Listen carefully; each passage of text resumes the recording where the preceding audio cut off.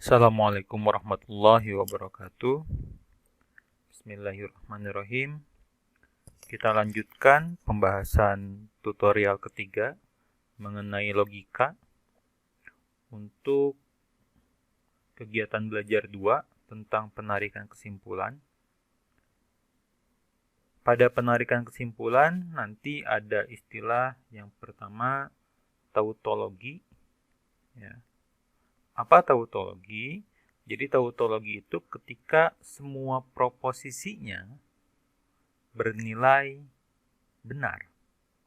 Ini yang ditandain merah, semuanya benar, gitu ya. Ini misalkan ada pernyataan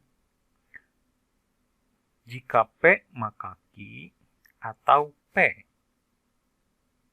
Ini ketika diuji menggunakan ini namanya nilai tabel kebenaran, gitu ya. Tabel kebenaran ini.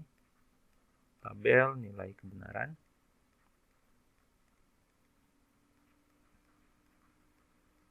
Maka ketika hasil akhirnya semuanya benar, kita katakan sebagai tautologi. Ya. Kemudian yang kedua, ada namanya kontradiksi.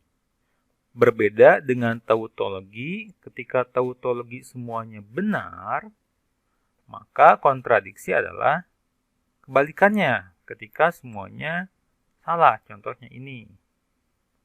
P dan negasi P. Ini proposisi yang selalu bernilai salah pada akhirnya. Sehingga kita katakan sebagai kontradiksi. Seperti itu. Perlu diingat jadinya. Nah, sekarang bagaimana penarikan kesimpulan? Ya. Jadi ketika kita akan membuat sebuah penarikan kesimpulan untuk mendapatkan argumen yang sah atau yang valid, maka ini argumen sah ketika kapan? Ketika berupa tautologi. Ya. Ketika bernilai tautologi, maka menjadi sebuah penarikan kesimpulan yang valid atau argumen yang diberikan sah. Itu ya, itu kata kuncinya di tautologi. Argumen apa sih? Ya, argumen ini di sini. Proses atau cara penarikan kesimpulan dari beberapa premis dengan menggunakan prinsip-prinsip logika sehingga diperoleh kesimpulan. Itu argumen. Jadi sebuah argumen dikatakan sah atau valid ketika kapan? Ketika kita cek menggunakan tabel nilai kebenaran, ya, semuanya tautologi, maka kita katakan sah atau valid. Contohnya, ketika misalkan diberikan dua buah proposisi di sini, proposisi yang pertama ini, P atau Q, ini yang pertamanya. Proposisi keduanya Q. Buktikan bahwa argumen implikasi P atau Q dan Q, maka nanti dihasilkan Q adalah sah. Ketika sah, maka kita perlu menunjukkan bahwa ini adalah sebuah tautologi dengan memanfaatkan tabel nilai kebenaran. Kita cek, ya, P, Q, dan Q maka Q. Kita coba menggunakan ini. Jadi barusan ada dua P, ya, atau Q, ini, maka Q, seperti itu. Saya cek kembali. O dan Q, maka P, gitu ya, maka Q. Seperti ini.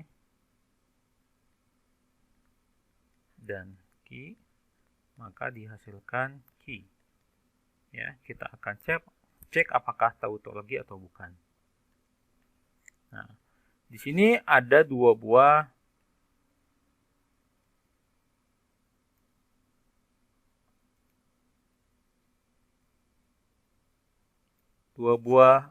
pernyataan ya, ada P, ada key.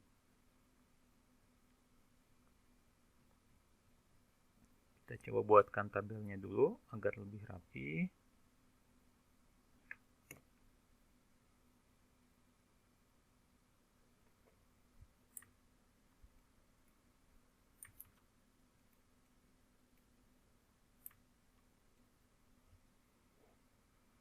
Ya. Nah, ketika kita punya dua buah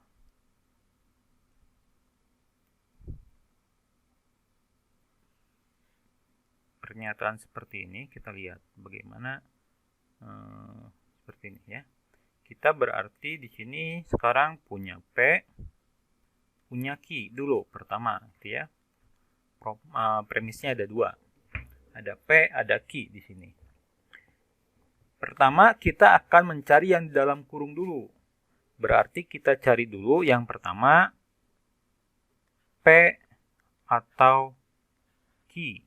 Ya, jadi kita pertama akan mencari ini dulu. Nah, nilai-nilainya bagaimana? Ketika hanya ada dua buah premis seperti ini, maka nanti ada 2 pangkat 2, jadi ada 4 kemungkinan. Normalnya kita akan menuliskan seperti ini, benar, benar, salah, salah. Seperti itu ya. Terus kemudian yang keduanya kita akan selang-seling, benar salah, benar salah. Nah, ini merupakan 4 kejadian yang mungkin. Ya, ketika kita melibatkan dua buah premis. Jadi bisa benar-benar, bisa benar salah, bisa salah benar, bisa salah salah. Tidak ada kemungkinan lain. Ya. Oke, kita ingat untuk yang disjungsi di sini atau benar atau benar maka bernilai benar, benar atau salah maka bernilai benar, salah atau benar masih bernilai benar, salah atau salah baru bernilai salah. Seperti itu.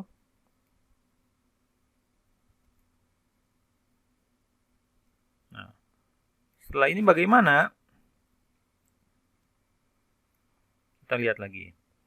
P atau key-nya sudah. Berarti kita mengerjakan yang mana? Sekarang kita mengerjakan P atau key, kemudian kita konjungsikan dengan key. Ya.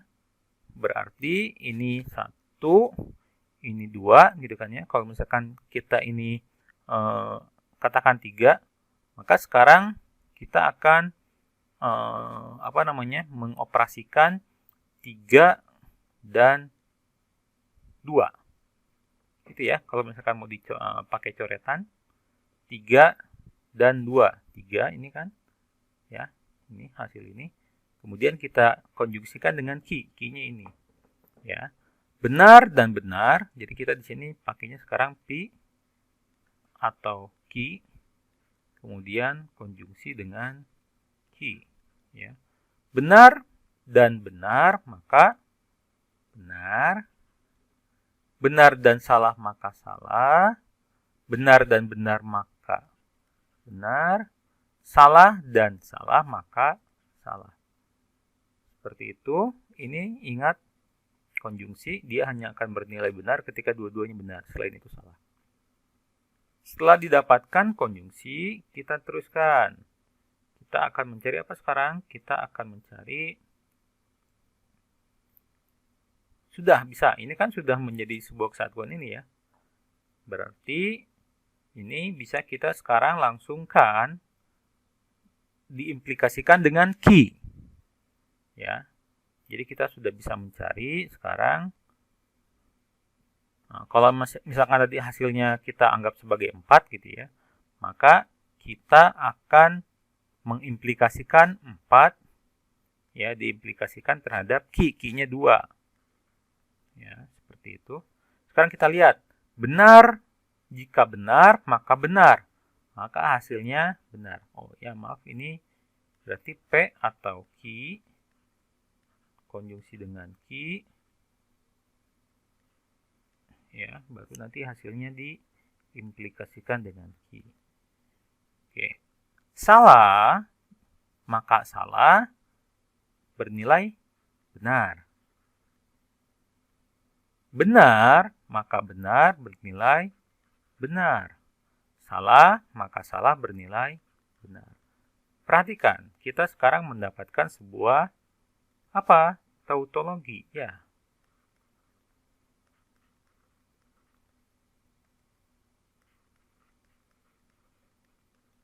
Sehingga ini merupakan argumen yang sah. Atau kita katakan valid. Nah, kira-kira seperti itu penjelasannya. Bagaimana kita mendapatkan sebuah argumen yang valid, membuktikan apakah dia valid atau tidak, maka kita bisa menggunakan tabel nilai kebenaran seperti ini. Kita lanjutkan. Sekarang ada beberapa cara. Kita katakan modus itu cara gitu ya. Untuk menghasilkan argumen yang sah. Ada modus ponen, ada tolen, ada silogisme, ada kontrapositif. Ini sudah dibuktikan benar dan nanti teman-teman juga bisa membuktikan sendiri bahwa ini merupakan sebuah tautologi. Silahkan, kita lihat nanti. Oke, ini yang pertama, modus ponen. Modus ponen itu bentuknya seperti ini. Ini modus ponen. Ya. Silakan untuk latihan boleh. Silakan nanti ini ketika teman-teman buktikan, dia harus merupakan sebuah tautologi. Ya. Ini modus ponen. Ketika ada P maka ki, kemudian premis keduanya P, maka kesimpulannya ki. Nanti kalau belum ada contohnya kita contohkan. Ya. Ini sudah ada sebenarnya. Nih di atas, mohon maaf, ada contohnya. Jadi yang pertama, jika saklar tersambung maka bohlam hidup. Ternyata saklarnya tersambung gitu ya. Maka kesimpulannya bohlam hidup. Ini lihat, ini P maka ki, kemudian premis keduanya ternyata diketahui P, otomatis kesimpulannya ki gitu ya. Seperti ini. P maka ki, ternyata kita ketahui P, maka dapat disimpulkan ki. Ini sering keluar biasanya pada soal-soal TPA, tes potensi akademik. Sering keluar. Ya. Ini yang kedua menggunakan modus tolen. Modus tolen yang diketahuinya negasi ki. Kalau tadi pada modus ponen yang diketahuinya untuk premis kedua P. Bedanya di situ. Sehingga ini merupakan modus dengan menggunakan cara ponen. Ya, silakan untuk latihan boleh juga ini dibuktikan merupakan sebuah tautologi. Kalau belum percaya, tautologi sini, tautologi, ya. Silakan bisa dibuktikan menggunakan tabel nilai kebenaran. Ini merupakan sebuah tautologi. Contohnya apa? Contohnya ini. Jika saklar tersambung, maka bohlam hidup. Sama dengan contoh sebelumnya. Tapi sekarang yang diketahui bohlam tidak hidup. Maka kesimpulannya saklarnya tidak tersambung. Itu ya. Itu menggunakan modus tolen. Terus kemudian yang ketiga menggunakan modus silogisme. Menggunakan silogisme. Ya. Ini bentuknya. Jika P maka ki, ternyata kita ketahui juga jika ki maka R. Maka dapat kita simpulkan P maka R. Ya, ini contohnya, jika liburan maka saya ke pantai. Jika saya ke pantai maka saya akan berenang. Kesimpulannya apa? Jika liburan, maka saya akan berenang. Ya, PQ, QR, maka kesimpulannya PR. Silakan untuk mengetahui apakah benar ini valid atau tidak, buktikan saja. Ini harus sebuah apa tadi? Tautologi. Ya. Oke, yang selanjutnya dengan kontrapositif. Kontrapositif yang mana? Yang tadi, yang sebelumnya. Ketika kita mengetahui sebuah implikasi, maka ada yang namanya inverse, ada converse, ada kontraposisi.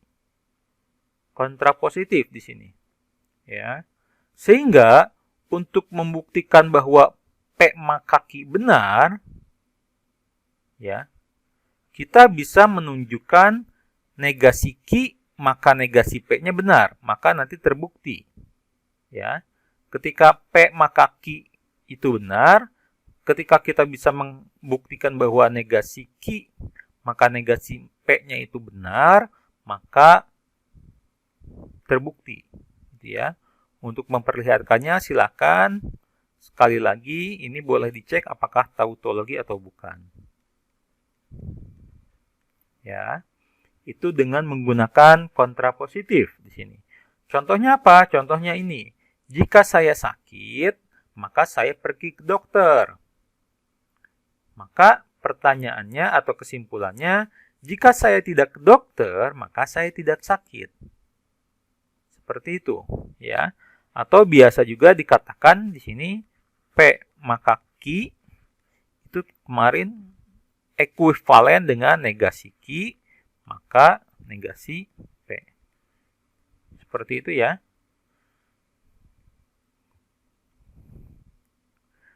Nah, sekarang ada kebermaknaan. Kalau untuk keabsahan, apakah sah atau tidak, valid atau tidak, sudah. Jadi harus merupakan sebuah tautologi. Sekarang ada kebermaknaannya. Bermakna atau tidak sih? Argumen yang kita kita jalani gitu ya. Misalkan di sini diberikan contoh, jika Ani cantik maka Amir tampan. Ternyata Amir tidak tampan. Kesimpulannya maka Ani tidak cantik. Menggunakan apa? Silakan ditebak. Modus apa? Modus tollens, gitu kan ya. Kalau ponens di sini P. Kalau tollens negasi Q-nya, maka disimpulkan negasi P. Ya. Ini menurut aturan benar. Kenapa? Karena merupakan sebuah tautologi. Ini dicontohkan. Ya. Maka benar. Menurut logika matematika, kesimpulannya benar. Tapi sekarang pertanyaannya, apakah bermakna? Ya, apakah sesuai dengan pola pikir kita? Ketika Ani cantik, maka Amir tampan. Oh, ternyata Amir tidak tampan. Apakah benar Ani tidak cantik? Kan belum tentu. Gitu ya. Maka argumen yang seperti ini sah, tapi tidak bermakna. Kita katakan tidak bermakna. Ya. Meskipun sah atau valid, kita katakan tidak bermakna. Gitu ya.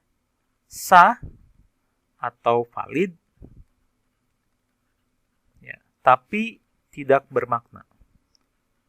Maksudnya apa tidak bermakna? Ya tidak bermanfaat. Tidak ada sebuah informasi yang bisa kita ambil gitu ya. Karena meskipun secara logika benar, tapi menurut pemikiran akal sehat kita ini nggak benar. Gitu. Kira-kira seperti itu. Jadi harus diperhatikan juga kebermaknaannya. Ya, sekian untuk pertemuan atau penjelasan kali ini. Semoga ada manfaatnya. Silakan jika ada yang kurang jelas boleh ditanyakan di forum. Sekian, semoga bermanfaat. Wassalamualaikum warahmatullahi wabarakatuh.